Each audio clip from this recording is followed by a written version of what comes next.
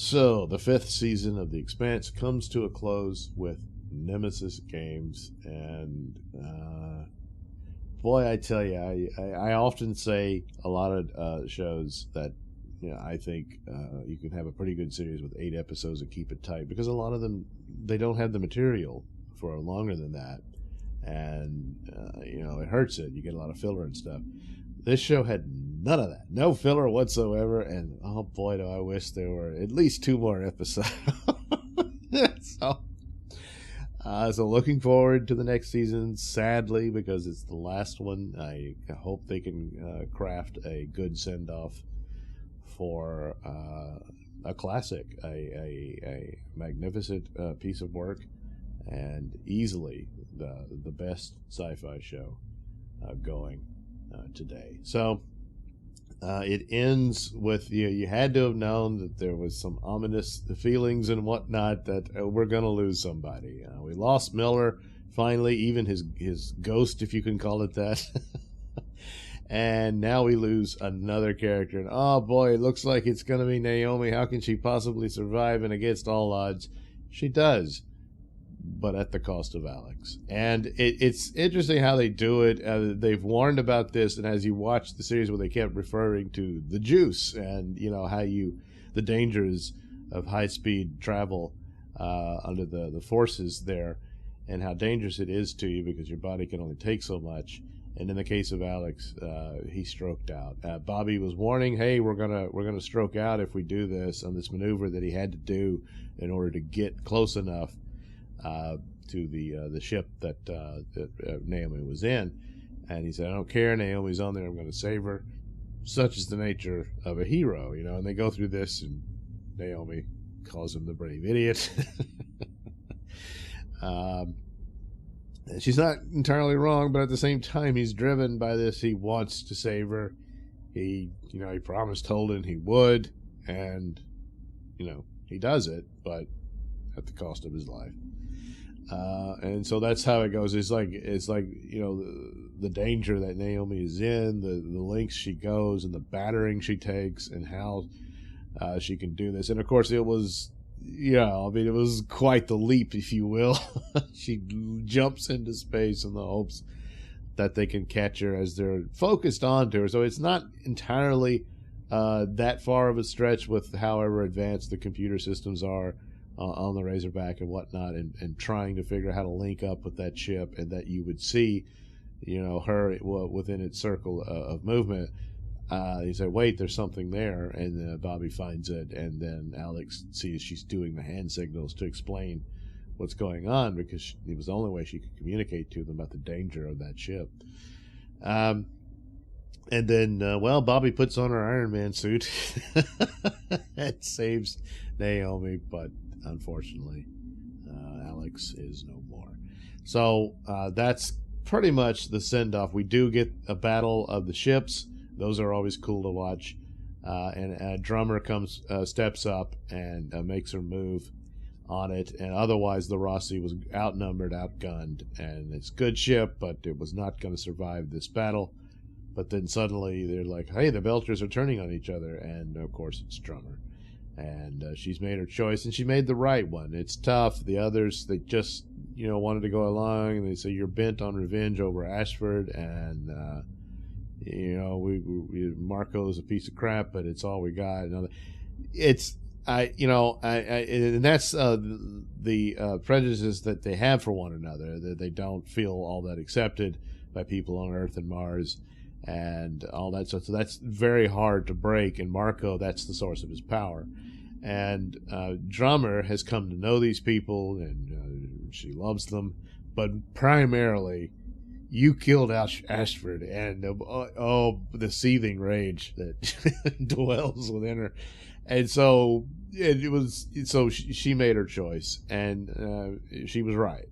As hard as it was, and difficult as it breaks up her little new family she's formed there, but that's that. They split up. They don't hate each other, and they even understand it, but they just can't go for that. Although, a Drummer makes the good point. Where are you going to go? Because they really have nowhere else to go.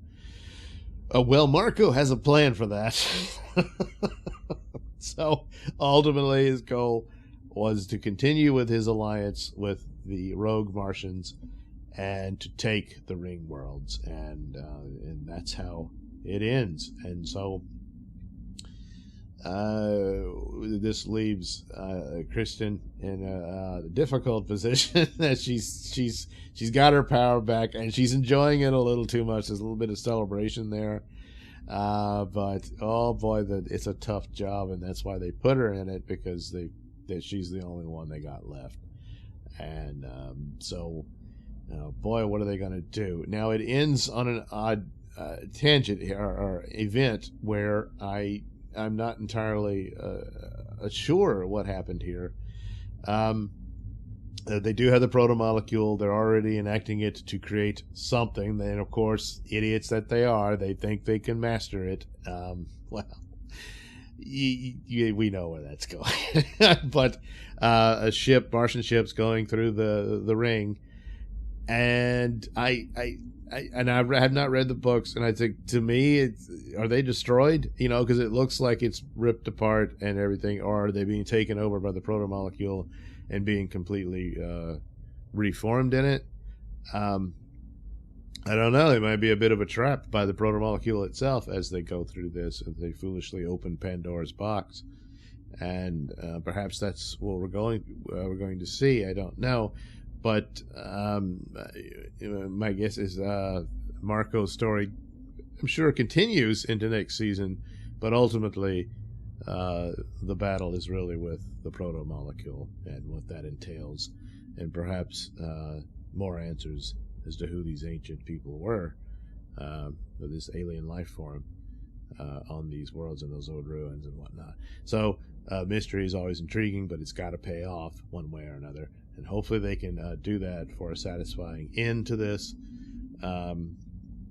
But boy, I tell you, the show delivers in so many ways, and puts to shame a lot of what's going on now. And I admit that gives it a boost that ordinarily wouldn't be there if those other shows were doing a better job.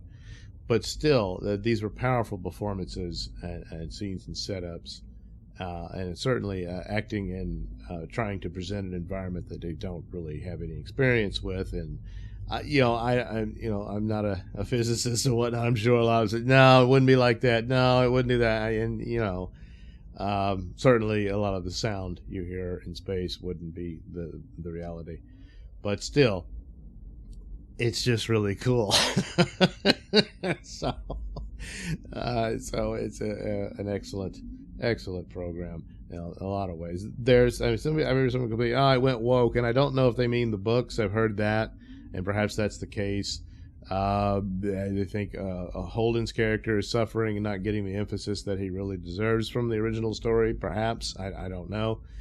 There was an incident while they're getting ready to go to war with Marco, and they're probably not going to survive, and one of the guys refers to the Belters as skinnies, so this is an epithet, and Holden admonishes him for it. But you're in the foxhole. Would he do it? I mean, he's a war-weary guy. He understands that, and I don't know. But it's like, kids, remember, naughty words about other people you shouldn't use, and stuff like that. Yeah, I don't need you to lecture me on that. But if that's all it is, it's like, well, yeah, you can give him a pass on that. Because there's scenes otherwise you could have done to make that point.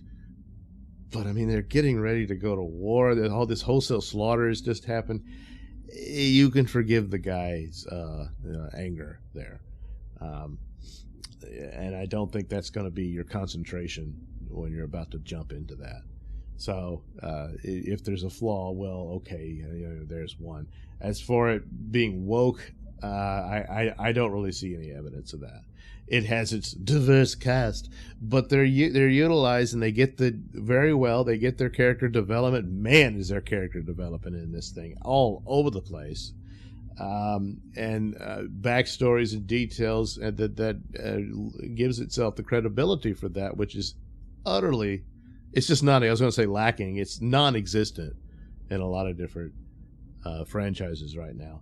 And of course, this show makes it look effortless, which it wasn't.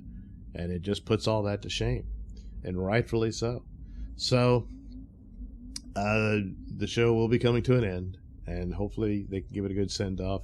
It's unfortunate, but then again, maybe it's for the best. Maybe it would have fizzled on its own and would have gotten stupid, and it can go out on a high note, and perhaps that's the case. As much as I love the show and like to see more of it, that might be for the best.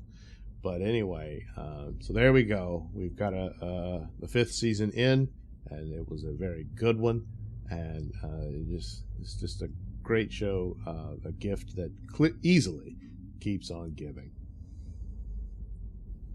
Thanks for watching and listening. Say, while you're still here, why not like and subscribe and share with your many friends? Yes. Also, check out my mini stores in the link description below. Yes, where you can get t-shirts, hats, mugs, all those goodies with my artwork on them. Oh, yeah.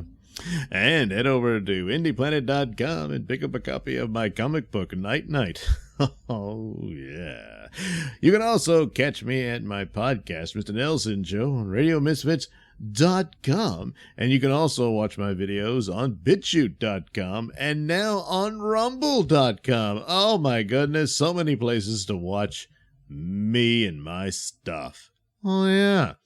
And if that's not enough for you, well, you can follow me on many social media platforms and say hi to your old pal, Mr. Nailsin.